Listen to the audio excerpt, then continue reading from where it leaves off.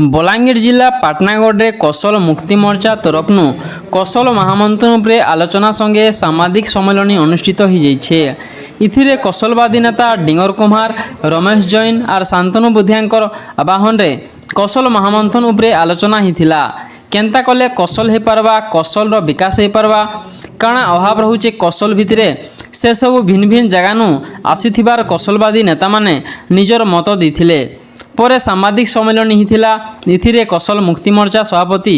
देवेंद्र जैन और उपसभापति गोविंद जैन, कार्यकारी सभापति डिंगर कुमार घोषणा संगे स्वागत करथिले। पर सामाजिक माने कौशल मुक्ति मोर्चा उपरे भिन्न भिन्न प्रश्न पचरिथिले।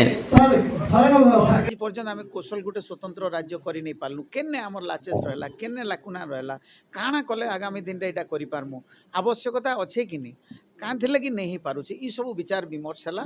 आज विचार विमर्श रु आम कलु जे आम प्रकृत रे आमर जेन ग्रामांचल है इनर सबू लोक के आम टच करमा समस्ते रियलाइज करबे आस्था भरोसा रखबे कौशल संग्रामी उपरे भी आस्था रखबे आउ सेमाने गोटे प्रकृत रे आमे जेन गोटे इटा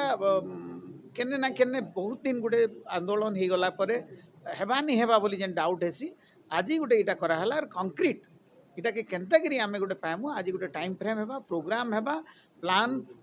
हेबा पॉलिसी हमर तैयारी हेबा और केनता करी सेटा करमु आज कोर कमिटी हेबा और केन उपाय रे आमे कौशल के स्वतंत्र राज्य करि पारमु सेथि लगी आज आलोचना विचार विमर्श हला आ कंक्लूजन हेछि। आज बहुत खुशी कथा है पाटनागढ़ में जगह आम पाटेश्वर अंचल में कौशल महामंथन रखाई है। आम बहुत भाग्यशाली अच्छे जे भाग नहीं आज इन्हें बहुत जिलूर आसान आम कौशलवादी नेता मैंने कौशलवादी संग्रामी मैंने समस्ते निज निज कथा इन्हें रखले कि आम पछे कहीं करूँ ये संग्राम चलছে आज 30-35 वर्ष है एंता तो 1936 गणजात मिश्रा में रोचे किंतु आम पछे रोचु आम एकजुट नहीं पार्बा और जेने आम एकजुट होचु सेना आमके कौन ना कौन रिजन देखिए आमके निज भर डिस्प्यूट करना भांगी दूछ जेनता आप हाईकोर्ट बेंच आम गोटे आज्ञा कले वकिल भितर एका डिस्प्यूट कर भांगले गोटे सुप्रीम कोर्ट अर्डर कले जे अधिवक्ता मैंने आंदोलन उठे नहीं तो आमर भितर भी से पूर्व ओडिशा बसता किसी लोग समस्ते नहीं न किसी लोग एंता अच्छा जे आमके भांगवार लगे बहुत किसी से प्रयास करम भितर आम जो जिला मांगुचु से 4टा जिला लगे कौन आम पश्चिम ओडिशा हाईकोर्ट बेंच कौन जिला नब कौशल कहीं दरकार कौशल कहीं दरकार से इे रही जानवे आमर जो नेता मैंने आज नेता मैंने अजुछन से इन्हें नहीं रहा इन्हें रही से कौशल जानवे जिते निर्वाचन हाई जाए कौशल याद होचे मुई 15 वर्ष है कौशल आंदोलन रही आम बड़ बड़ नेता को भेटिचु से कहते तुम कहीं ओडिशा के विभाग करते लगुच जो से मैंने होचन सीधा सीधा गोटे चीज देखिए कौशल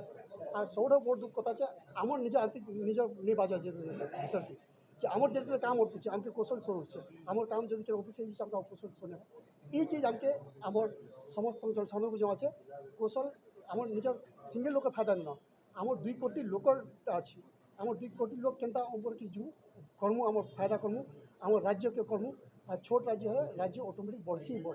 कहीं जो 1 कोटी टंका ओडिशा के उठे आमके 25 लाख मिलूँ किंतु नुआ कौशल राज्य हवा 1 कोटी टंका जो आम राज्य के तो 1 कोटी आम नहीं विनिमय हवा ये विनिमय आम चाष बढ़वा आम सब